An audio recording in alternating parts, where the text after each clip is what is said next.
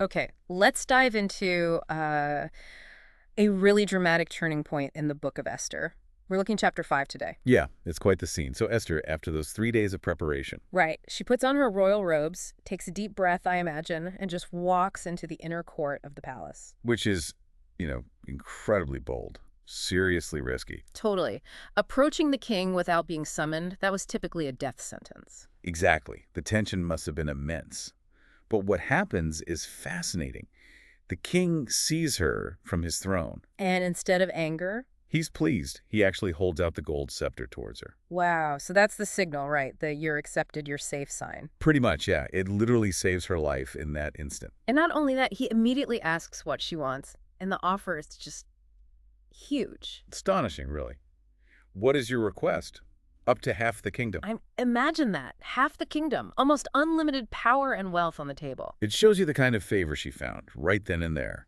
All because she took that risk. So with this incredible open door, what does she ask for? Does she spill the beans about Haman? Nope, not yet. What she does is quite clever, actually. Hi. She invites the king to a banquet, one she's prepared for that very day. Just the king. No, and this is key. She specifically asks that Haman comes too. Interesting. And the king. He agrees immediately, says, "Make haste, that he may do as Esther hath said."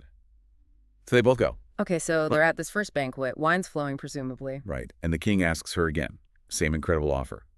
"What is your petition? It shall be granted. Half the kingdom." He's really pressing her for an answer. He is. But Esther, Mm-hmm. she delays again. Wad. She says, basically, if I found favor, let the king and Haman come again tomorrow to another banquet I'll prepare. A second A banquet. second banquet. And then she promises she'll finally tell him her request. Wow. Okay, that really makes you pause, doesn't it? Why the delay? What is she possibly planning? It feels very strategic, doesn't it? Yeah. Maybe building suspense, maybe waiting for the perfect moment, maybe something else entirely. Yeah, she's definitely not just reacting here. She's controlling the situation, setting the stage. Absolutely. So while Esther's playing this careful game inside, let's look outside at Haman. Right. How's he feeling after banquet number 1? He leaves feeling amazing. The text says, joyful and with a glad heart. He's on cloud 9. He's been singled out for special honor by the queen, alongside the king. Exactly. But then that high just crashes. No, it happens. He sees Mordecai at the king's gate. And Mordecai still doesn't stand up or show any fear or reverence toward them. Ugh, after all that high honor, one guy refusing to bow just ruins it all for him. Completely. It says Haman was filled with rage. He controls himself in public, but then goes home. And Bence, I bet. Oh, yeah. He calls for his wife, Zeresh, and all his friends, and he just boasts. About what? Everything. His massive wealth, his many sons, how the king promoted him above everyone else. And I assume about being the only guest invited with the king to the queen's banquet. He absolutely highlights that. He even emphasizes he's invited to the second one, too. He's the exclusive guest. So he lists all these incredible successes. But then he says something just staggering. He tells them, "Yet all this availeth me nothing, so long as I see Mordecai the Jew sitting at the king's gate." Wow.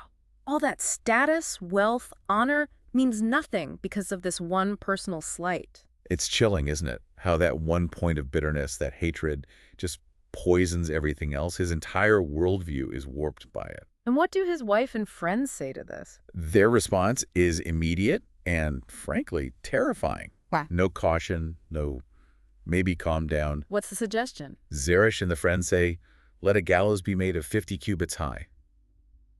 That's about 75 feet. 75 feet, that's enormous. Insanely high. They say, build this huge gallows, and tomorrow morning, go ask the king to have Mordecai hanged on it.